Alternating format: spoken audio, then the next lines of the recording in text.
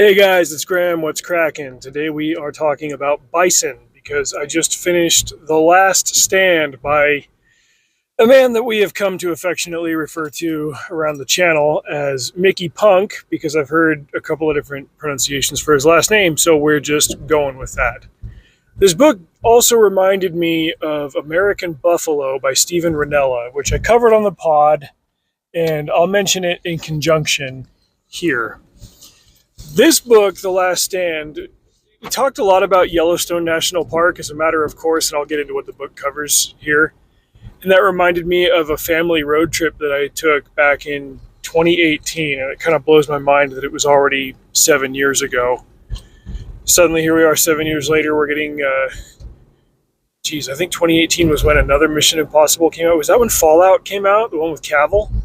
And they've done two since then, because the other one comes out this weekend, and Tom Cruise is on Pat McAfee's show in about 2 minutes here. What a world we live in. What a time to be alive. Graham, what's The Last Stand? All right, so this is kind of a biography of a man named George Bird Grinnell, who is lesser known to history, but deserves a boost in the annals of our country. He's basically the guy who led the charge to preserve the American buffalo from complete extinction.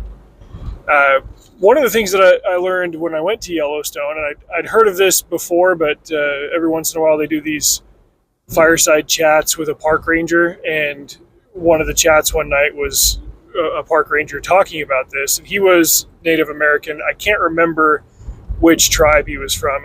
I just remember that it started from an H, or with an H, and that he was originally from North Dakota. So if you know, drop it in the comments. But he was talking about what led to the bison almost going extinct in the late 1800s. Now, he emphasized a little bit too much the fact that there was, at the federal level, a policy to just kill as many bison as was humanly possible, whether it was the Army doing it or incentivizing hunters to do it or what have you, because the Plains Indians and the West Indians were so heavily dependent on the bison for just about everything. They used it for clothing, for homes, for food, for utensils, for whatever. And he even had some objects to demonstrate. Like he had this bladder that had been preserved and used for a canteen, and he talked about how they used bones for different instruments. Like it was cool to see visualizations of that. And also, understand that there was a time when, like, it was literally the stated purpose of certain actors in government to kill off Indians by killing off their way of life, by killing off the buffalo. You could look at this the way that, like, what if space aliens came to Earth, but they had, we'll say, limited resources or a certain eye on economics, and they wanted to cripple humankind, whether it was our economy, our way of life, or whatever, and bring us to heel. And they had a way to do it by completely eliminating fossil fuels. Like, say we've got this instrument that we can push a button at a targeted area and it will destroy all the crude oil in that area. Like, you would suddenly realize as a species just how heavily in the industrialized world we rely on petroleum products. It's like that, but for the Plains Indians, specifically the Sioux, but it really spread everywhere from Canada to Mexico. At the time, there was, at its peak, there was anywhere, depending on the estimate, from 30 million to 50 million bison roaming the plains. And I think they found fossils of them pretty much everywhere on the continent, coast to coast, you name it. And as the westward expansion kicked off in the wake of the Civil War, there was about a 10-year period where they went from being this almost impossible to stop presence on the plains to people literally wondering if they had driven them extinct. At the time that the book was published in 2007, the number of total kind of purebred bison, and I'll touch on that in a second, in North America between different reservations and national parks was around 4,000. When I went to Yellowstone in 2018, so 11 years later, the number was over 5,000. Now, granted, they'll never get it back up to what it was just because all of that space is occupied by agriculture and municipalities and what have you, but they can continue to grow them up to a certain herd size so that there's less and less likelihood that this species ever completely dies out. When I was at Yellowstone, they talked a little bit about the inter-reservation breeding and stuff that they did. The animal husbandry, they kept track of the bulls and the cows and who had bred with whom and whatnot. Like, tagged some of the animals and stuff, and sometimes they would transport one sex or the other from a national park over to another reservation specifically to mate and kind of keep the genetic diversity at an acceptable level. During the downfall of the bison in the late 1870s and going into the 80s and 90s, there was one guy who tried to, excuse me, hybridize the bison with cattle.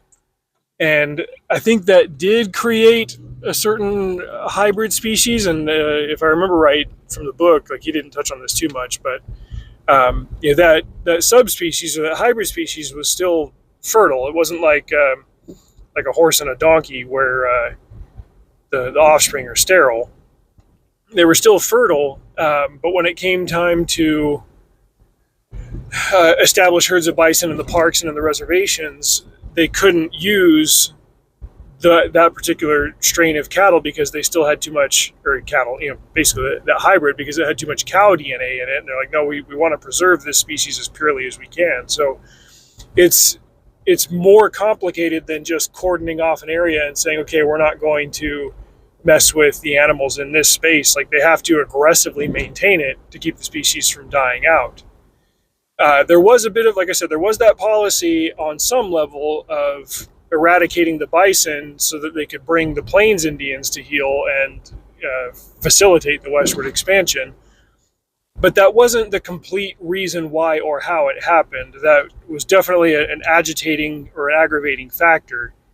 But there were a lot of other things that were driving them to it. There was a time when the beaver was almost hunted to extinction because his pelt was extremely valuable, and then, like, simply changing the fashion of the day in Europe caused the bottom to fall out of that economy right around the time that a lot of those beaver had been hunted out of their ecosystem. But bison pelts were still incredibly valuable, and especially the winter pelts, because they were heavier and they made for good robes and stuff. And yeah, there were hunters that were just killing them en masse, but there was a very technical and surgical way to do it, like to subdue an entire herd and kill them off, because you didn't want to just mow them down with a Gatling gun or whatever. You didn't want to punch holes in the pelt because that made it worthless. And there was a ratio of, like, the number of animals they killed to the number of viable pelts they ended up getting, whether they were harvesting them in the winter or harvesting them in the summer. Like, man, it wasn't just policy. Like, it was economics driving this, backed by other factors. Mickey Punk has at times a dispassionate way of just displaying the facts and explaining the how of it all. Like, how did this happen? How did we get here? And there are other times when his passions come through, and I think he does so appropriately. As a nonfiction writer, as an historian, as a biographer, I think he's good at flipping that switch on and off when it is appropriate to do so. David McCullough is probably the most glaring example, and the one that I bring up the most often, about a biographer who is overly friendly to his subjects instead of being a little bit more neutral when presenting their flaws or the disparate impacts of their actions that somebody like David McCullough would not generally highlight. I think I also mentioned once, what was his name, Zev Chaffetz, who wrote a biography of Rush Limbaugh about 15 years ago. And that was a great example of a biography that you wouldn't be able to tell if this guy liked him or hated him or whatever. He was just laying the facts out while he was talking about the course of his life. He talked about his drug addiction and his divorces and what was the facts of his draft dodging allegations and all of that stuff. Like, he just laid it out. And with nonfiction, that's got to be the way that you approach it. I mean, theoretically, you approach it the same way that you would with journalism. Honesty and integrity, there are a lot of people that don't. And when it comes to his nonfiction, I've found that that's more of the case with Mickey Punk here, that he's very fair, and he only injects his own passions into it when it wouldn't affect the kind of neutral veracity of what he's stating. So George Bird Grinnell, he was the guy who really started to push for a turning of the tide.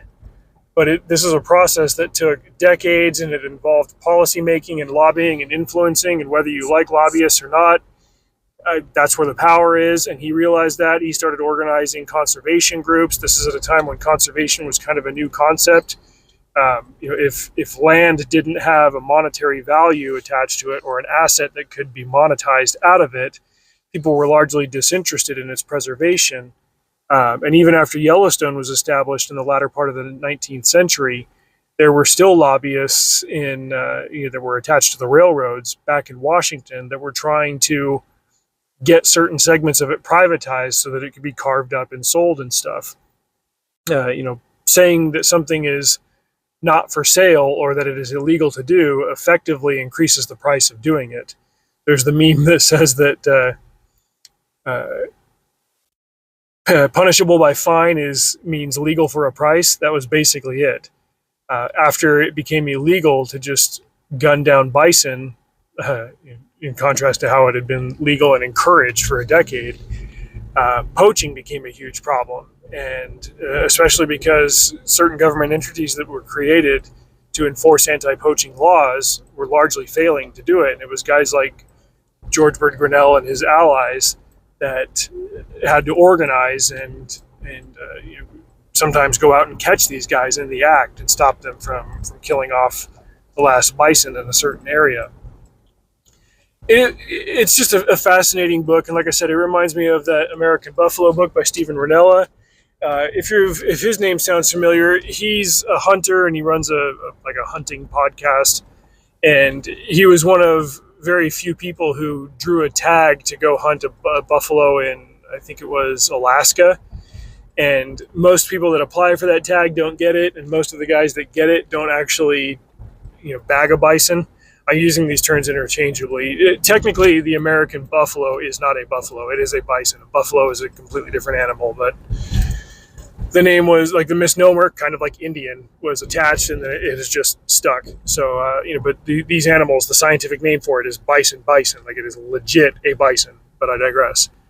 He was actually able to hunt one, and the book is not just him talking about that process. It's also talking about his kind of infatuation with the bison as an American icon. And even in 2009, I want to say, like one of the omnibus bills that Obama signed into law include a provision that established the American bison as the official animal of the United States. Like we think of America as the eagle, and the eagle is definitely our symbol, but for whatever it's worth, hey, the American bison is the animal of America. It's like people think of Canada. What's the official animal of Canada? You think it's the moose. It's officially the beaver. None of this stuff even matters, but it is of interest to me. I would recommend American Buffalo for that reason, but The Last Stand especially, like it talks about the history of the bison on the North American continent, the history of the westward expansion, the Indians' use of the bison as a resource, the 10-year span that the bison was almost eradicated from nature as we know it, and the beginning of the decades-long push by Grinnell to save these animals from obliteration, and his success in doing so. In 1925, 100 years ago, President Calvin Coolidge, Silent Cal, the only American president to be born on the 4th of July, gave Grinnell a medal for his efforts in succeeding in preserving the bison from being annihilated. Fantastic book. If I've got any quibbles about it at all, it's something that I noticed Mickey Punk also did with his novel Ridgeline, which was an historical novel and relied heavily on historical facts, and it was an enjoyable read. But in that book from 2021 and in this book from 2007, he did the same thing where in the epilogue, he suddenly took kind of a sideways jaunt and shoved a current dayism into his concluding remarks about what he had just written. In the case of Ridgeline, for example, he talked about some Native American elder somewhere who there are certain tribal traditions where even if they're of one sex, like, oh, I'm a man, but they feel like they're inhabited by a female spirit. Like there there are tribes where that is part of their lore and their practices. There are also some that don't have gender pronouns in their language and stuff. I feel like it's disingenuous to do what Punk did in this epilogue for that one for Ridgeline, but he described it as like, oh yeah, this was a transgender leader in this Indian tribe, and I was like, that's a modern invention, a current deism, and trying to retell that particular element of this tribal lore and practice was, I think, a wrong way to characterize that. It was shoving current deisms into an analysis of the past. There was a similar thing that happened in the epilogue of The Last Stand, where he talked about, like, even though they were preserved back then, they might be annihilated now because of climate change. Except he didn't know. That was the thing that threw me. He didn't say climate change. Climate change was the rebrand of global warming. Back in the mid 2000s, it was still pitched as global warming.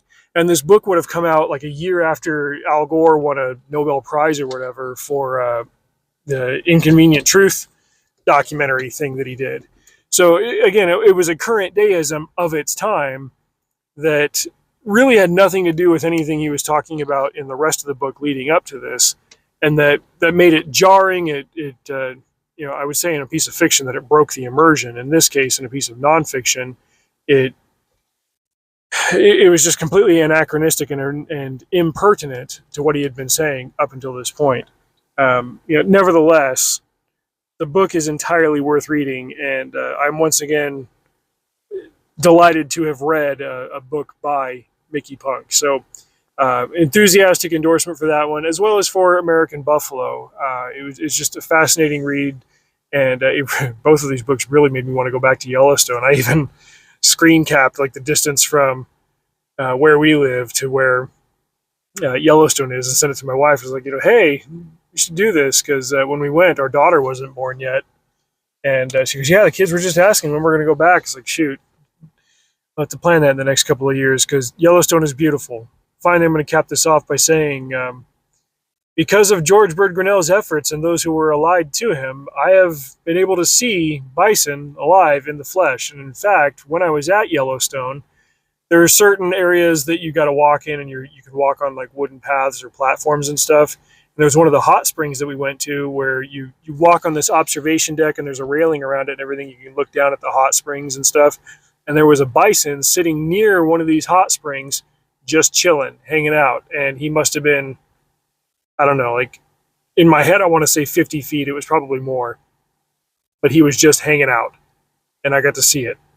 And I love that. I love that these animals are still around. And I hope that these breeding efforts continue to be successful from the park rangers and their affiliates at the reservations and such. So, couple of really good books. Check them out. Drive safe. See you out there.